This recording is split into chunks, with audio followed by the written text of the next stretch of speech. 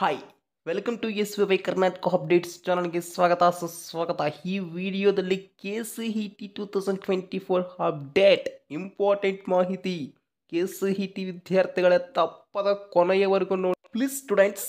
ಪ್ರತಿಯೊಂದು ವಿಡಿಯೋದಲ್ಲಿ ಹೇಳೋದೆ ಚಿಕ್ಕ ರಿಕ್ವೆಸ್ಟ್, ನಮ್ಮ ಚಾನಲನ್ನು ಮೊದಲ ಬಾರಿ ವಿಸಿಟ್ ಮಾಡ್ತಾ ಇದ್ರೆ ದಯವಿಟ್ಟು ಚಾನಲನ್ನು ಸಬ್ಸ್ಕ್ರೈಬ್ ಹಾಗೆ ಬೆಲ್ಲೈಕನ್ನು ಪ್ರೆಸ್ ಮಾಡಿ ಆಲ್ನ ಟಕ್ ಮಾಡಿ. ಈ ವಿಡಿಯೋಗೆ ಒಂದು ಲೈಕ್ ಕೊಡೋದಂತೂ ಮರೆಯಬೇಡಿ. ಪ್ರತಿಯೊಬ್ಬರಿಗೂ ಶೇರ್ ಮಾಡಿ.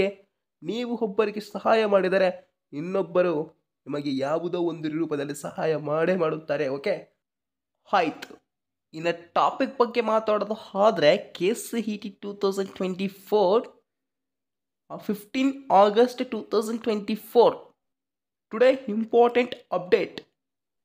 ನೋಡ್ರಿ ವಿದ್ಯಾರ್ಥಿಗಳೇ, ನಿನ್ನೆ 14 ಆಗಸ್ಟ್ 2024 ರಾತ್ರಿ 12 ಗಂಟೆಗೆ ಆಪ್ಷನ್ ಎಂಟ್ರಿಯನ್ನು ಎಡಿಟ್ ಮಾಡಿಕೊಳ್ಳೋಕ್ಕೆ ಅವಕಾಶ ಮುಗಿಸಿದರು. ಎಡಿಟ್ ಆಪ್ಷನ್ ನಂತರ ಏನು ಇರುತ್ತೆ? ಎಡಿಟ್ ಆಪ್ಷನ್ ನಂತರ ಸೆಕೆಂಡ್ ಮಾಕ್ ಅಲಾಟ್ಮೆಂಟ್ ರಿಸಲ್ಟ್ಸ್ ಇರುತ್ತೆ. Second Mach allotment results release ಯಾವಾಗ ಆಗುತ್ತೆ? 100% ಕನ್ಫರ್ಮ್ ಡೇಟ್ ಹೇಳೋದು ಆದರೆ 25 ಆಗಸ್ಟ್ 2024 ಈ ದಿನಾಂಕದೊಳಗಡೆ ಬರಬಹುದು ಅಥವಾ 2 ದಿನ ಹೆಚ್ಚು ಕಮ್ಮಿ ಆಗಬಹುದು ವಿದ್ಯಾರ್ಥಿಗಳೇ. KCET ಇನ್ನು ಆಪ್ಷನ್ ಎಂಟ್ರಿ ನಂತರ ಮಾಕ್ ರಿಸಲ್ಟ್ಸ್ ಬರುತ್ತೆ. ಮಾಕ್ ರಿಸಲ್ಟ್ಸ್ ನಂತರ ಏನು ಇರುತ್ತೆ? ಚಾಯ್ಸ್ ಎಂಟ್ರಿ ಇರುತ್ತೆ. ಹೌದು, ಚಾಯ್ಸ್ ಎಂಟ್ರಿಯಲ್ಲಿ 4 ಟೈಪ್ಸ್. ಇಲ್ಲಿ ಇಂಪಾರ್ಟೆಂಟ್ ಅಪ್ಡೇಟ್ ಏನಪ್ಪ ಅಂದರೆ ಚಾಯ್ಸ್ ಎಂಟ್ರಿದು. ಚಾಯ್ಸ್ ಎಂಟ್ರಿದು ಅಷ್ಟು ಇಂಪಾರ್ಟೆಂಟಾ? ಹೌದು, ಇಂಪಾರ್ಟೆಂಟ್ ಮಾಹಿತಿ ಚಾಯ್ಸ್ ಎಂಟ್ರಿ ಬಗ್ಗೆ. ಈಗ ನೀವು 4 ವಿಧಗಳಿದ್ದಾವೆ ಚಾಯ್ಸ್ ಎಂಟ್ರಿಯಲ್ಲಿ. ನಿಮಗೆ ಗೊತ್ತು ಹೇಗೆ ಮಾಡಬೇಕು ಚಾಯ್ಸ್ ಎಂಟ್ರಿ, ಹೇಗೆ ಮಾಡಬಾರ್ದು ಅನ್ನೋದು ಗೊತ್ತು.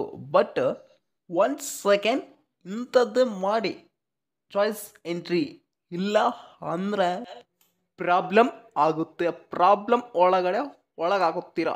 ಓಕೆ, ಹುಷಾರಾಗಿ ನೋಡ್ಕೊಳ್ಳಿ ಇಂತಹದ್ದನ್ನು ವಿಡಿಯೋ ನಿಮಗೋಸ್ಕರ. ಈಗ ನೋಡ್ರಿ KCET ವಿದ್ಯಾರ್ಥಿಗಳೇ, ಫಸ್ಟ್ ಚಾಯ್ಸ್ ಎಂಟ್ರಿ ಏನು? ಫಸ್ಟ್ ಚಾಯ್ಸ್ ಎಂಟ್ರಿ ಬಂದ್ಬಿಟ್ಟು ನನಗೆ ಇಷ್ಟವಾಗಿದೆ ಈ ಕೋರ್ಸ್, ಈ ಕಾಲೇಜ್. ಓಕೆ, ಇದನ್ನು ನಾನು ಚಾಯ್ಸ್ ಫಸ್ಟ್ ಮಾಡಿಬಿಡ್ತೀನಪ್ಪ. ಯಾಕಂದರೆ ಇಷ್ಟವಾಗಿದೆ ಅಲ್ವಾ ಕೋರ್ಸ್ ಆ್ಯಂಡ್ ಕಾಲೇಜ್, ಅದಕ್ಕೆ ಚಾಯ್ಸ್ 1 ಟಿಕ್ ಮಾಡಿಬಿಡ್ತೀನಿ ಅನ್ನೋರಿದ್ರೆ ಮಾಡಬಹುದು. ಏನು ತೊಂದರೆ ಇಲ್ಲ ಸ್ಟೂಡೆಂಟ್ಸ್. ಇಲ್ಲಿ ನೋಡಿ, ಆಪ್ಷನ್ ಎಂಟ್ರಿ ಬೇರೆ, ಚಾಯ್ಸ್ ಎಂಟ್ರಿ ಬೇರೆ, ಇದು ಗಮನವಿರಲಿ. ಹಾಗಾದರೆ ಸರ್, ನನಗೆ ಈ ಕೋರ್ಸ್ ಇಷ್ಟ ಇದೆ ಬಟ್ ಕಾಲೇಜ್ ಇಷ್ಟ ಇಲ್ಲ, ಹೇಗಾದರೂ ಕಾಲೇಜ್ ಅನ್ನು ಚೇಂಜ್ ಮಾಡಬೇಕು ಅಂದರೆ ಚಾಯ್ಸ್ 2 ಅನ್ನು ಮಾಡಬೇಕಾಗುತ್ತೆ ವಿದ್ಯಾರ್ಥಿಗಳೇ. ಇದು ನೆನಪಿನಲ್ಲಿ ಇರಲಿ.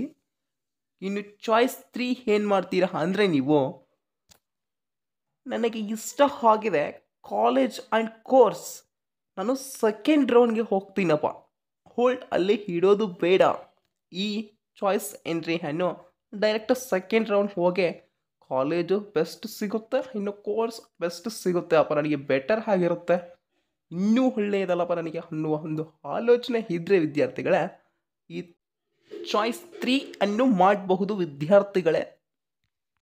ಇನ್ನು ಚಾಯ್ಸ್ 4 ಇದೆ ಎಲ್ಲ, ತುಂಬ ಅಂದರೆ ತುಂಬ ವಿದ್ಯಾರ್ಥಿಗಳಿಗೆ ನೋವು ಆಗೋದೆ ಏನು ಅಪ್ಪ ಅಂದರೆ, ಸ್ಟೂಡೆಂಟ್ಸ್ ನಿಮಗೆ ಈಗ KCET ಎಕ್ಸಾಮ್ ಬರೆದಿದ್ದು ಹೇಗೆ?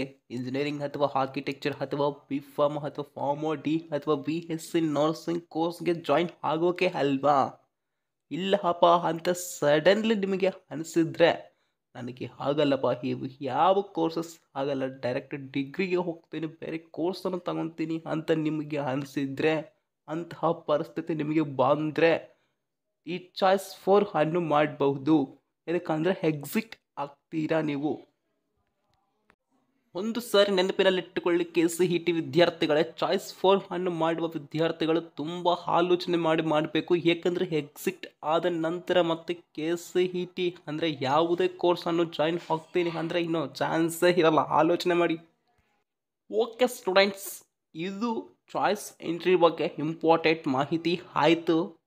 ಇನ್ನು ಈ ವಿಡಿಯೋ ಇಲ್ಲಿಗೆ ಎಂಡ್ ಆಗ್ತಾ ಇದೆ. ದಯವಿಟ್ಟು ಚಾನಲನ್ನು ಸಬ್ಸ್ಕ್ರೈಬ್ ಆಗಿ. Please to channel subscribe. Thanks for watching. Like and comment, subscribe ಪ್ರತಿಯೊಬ್ಬರು.